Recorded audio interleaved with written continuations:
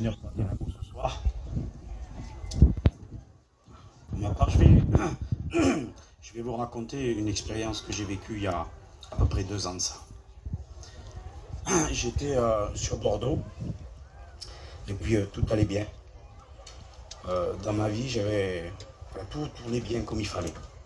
Et puis un jour, j'avais une visite à faire au docteur et elle était sur la région de Bordeaux et puis j'étais en train de travailler et j'avais rendez-vous parce que j'avais de la tension dans l'œil que je faisais contrôler un peu de temps en temps, mais c'était aléatoire, elle montait, elle descendait, donc je ne faisais pas trop surveiller.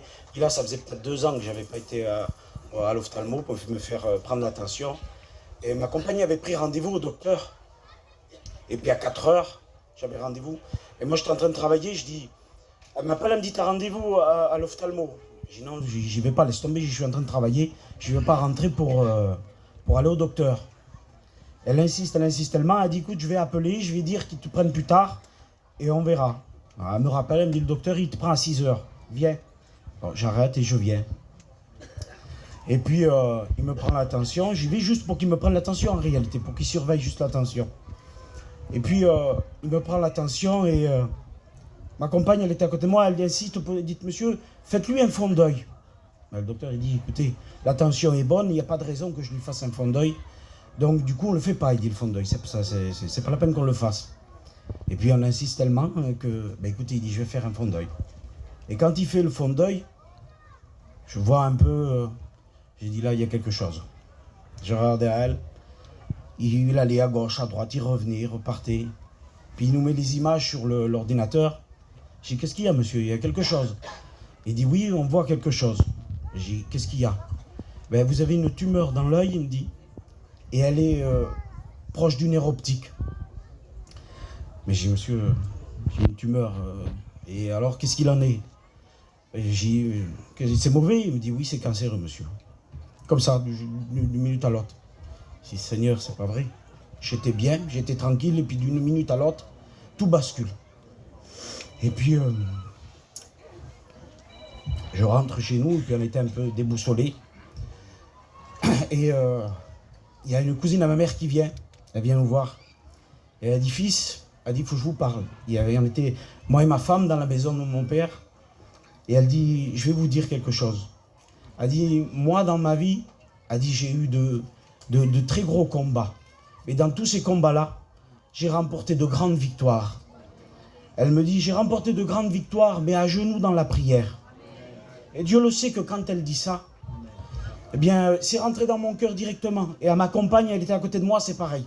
Ça lui est rentré directement dans son cœur. Et on a ressenti à ce moment-là, quand elle nous a dit ça, c'est pour ça qu'il est bon, vous savez, d'être disponible pour Dieu, de pouvoir dire un mot. Quand Dieu veut nous utiliser, dire le mot, simplement le mot que Dieu veut qu'on dise. De témoigner de Dieu, c'est quelque chose de vraiment important. Parce que vous pouvez dire un mot sans vous en apercevoir, sans vous rendre compte du mot, de l'importance que vous allez donner. Et cette femme-là, elle a dit ce mot, et ce mot-là, il est rentré dans mon cœur, il est rentré dans le cœur de ma compagne. Et à ce moment-là, on a compris que c'était ce qu'on avait besoin.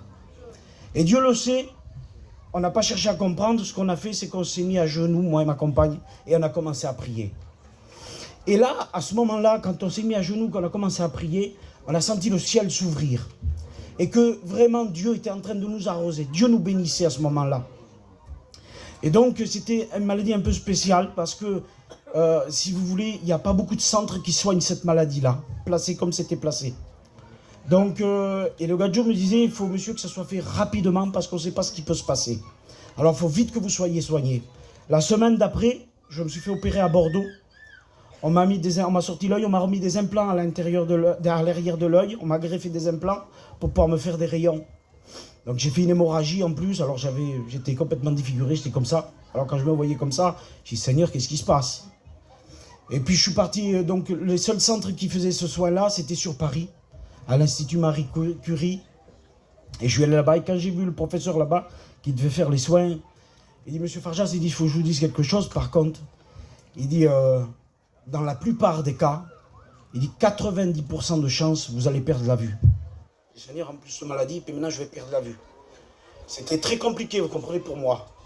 Et je vais vous dire que j'ai quand même réussi à supporter cette maladie, mais quand il m'a dit que vous allez perdre la vue, Je vous dis, Dieu le sait, j'ai eu peur de me trouver dans le noir complètement. J'ai dit, je vais me retrouver dans le noir complètement. Et puis j'ai prié à Dieu. J'ai dit, Seigneur, j'étais avec mon frère. On est parti parce que j'étais complètement déboussolé. J'ai laissé tout le monde en plan et puis je suis parti dans la rue marcher.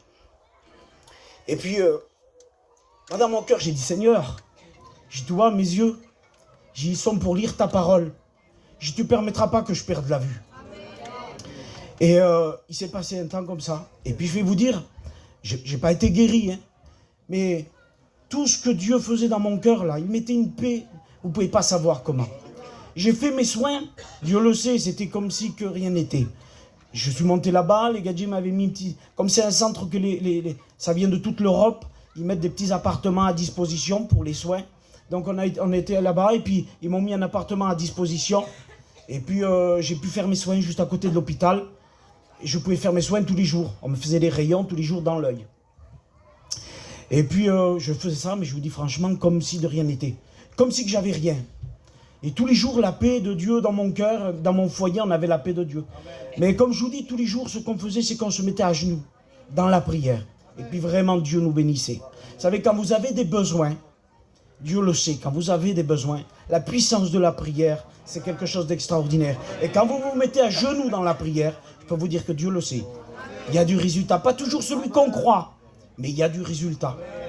Et puis alors moi, j'ai fait tout mon traitement comme ça. Le traitement s'est terminé. On est parti de Bordeaux parce que j'avais des affaires sur Toulouse. J'avais mon terrain sur Toulouse et puis ça faisait 1 an que je n'étais pas rentré. J'ai dit à ma femme, viens, on va se mettre là-bas une semaine, on va arranger le terrain puis on repart. Donc il y avait une mission qui était venue sur Toulouse. Il dit, on va se mettre dans la mission, on s'est mis dans la mission. Et puis je vous dis, moi, tous les jours on était bénis. Alors tous les jours, évidemment qu'on priait, tous les jours à genoux. Quand j'avais mes petits avec moi, je prenais mes petits avec moi et je les mettais à genoux devant Dieu et puis on priait tous ensemble.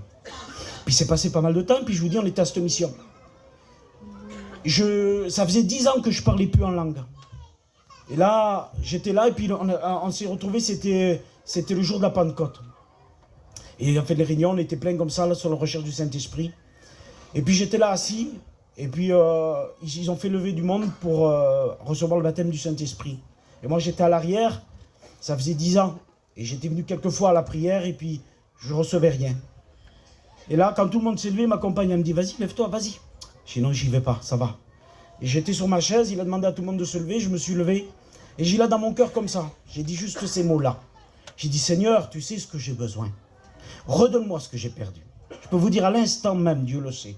Le ciel s'est ouvert et j'ai ressenti un feu à l'intérieur de moi. Je me demandais ce que j'avais, je me retenais parce que c'était tellement fort, mais j'ai pas pu me retenir. Il a fallu que ça sorte. Mais c'est sorti d'une force et d'une puissance. C'était extraordinaire ce que j'étais en train de vivre à ce moment-là. Dieu le sait. Et puis je ressentais, il y avait ce verset qui me venait. Et dans Jérémie qui dit, je sens ta présence en moi, elle est comme un feu. Je m'efforce de la contenir, mais je ne peux pas. Et à ce moment-là, Dieu le sait, on aurait dit que c'est ce que je vivais. Je chantais la parole de Dieu, je chantais l'Esprit de Dieu. En moi, c'était un feu, carrément. Et puis évidemment, vous voyez, j'étais béni. Alors quand on est béni, on continue. J'ai continué comme ça. On a continué à genoux dans la prière toute la saison. Et puis c'est passé, on est rentré chez nous l'hiver. Et l'hiver est venu. Et il y avait un séminaire.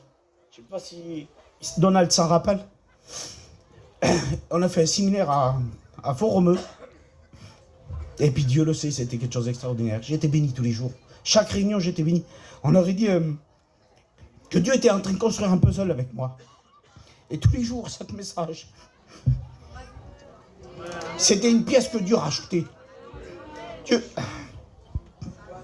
excusez-moi. Dieu était en train de reconstruire des choses en moi.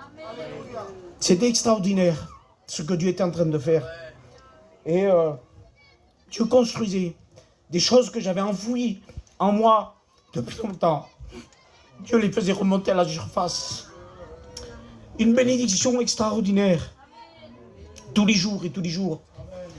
Et Dieu le sait, le dernier jour c'était vendredi. Et je voulais m'en aller vendredi. Je dis, on rentre chez nous. Il restait qu'une réunion le soir. Et le vendredi après-midi, je voulais rentrer. Et puis, je sais pas, j'ai dit à ma compagne, écoute, une réunion de plus, on va pas partir, il nous manque une réunion. On va la faire. Et ce soir-là, une réunion particulière. Je me suis assis sur la chaise à la place où il est le garçon, là, comme ça. Et là, il y a quelque chose d'extraordinaire. Mais c'était tellement fort en moi, je ne voulais pas rester sur la chaise, je voulais m'en aller. Mais j'étais scellé sur la chaise, là. Je ne pouvais pas bouger. J'étais ancré sur la chaise. Même que je voulais sortir, je ne pouvais pas sortir. Et la réunion s'est passée. Et là, le Seigneur m'a appelé à son service. Et d'une manière où, moi, jamais j'aurais pensé possible. Dieu, quand il fait les choses, il ne les fait pas à moitié. Vous savez ce que je disais à ma compagne, quand toutes ces saisons-là a passé, j'ai dit, Mandy, le Seigneur a voulu, le diable a voulu nous détruire. Le diable a voulu nous mettre à genoux. Et j'ai la seule chose qu'il a réussi à faire, c'est nous mettre à genoux devant Dieu, à le louer et à l'adorer. Et je peux vous dire, Dieu le sait, que j'ai vécu des expériences qui ont été extraordinaires pour moi.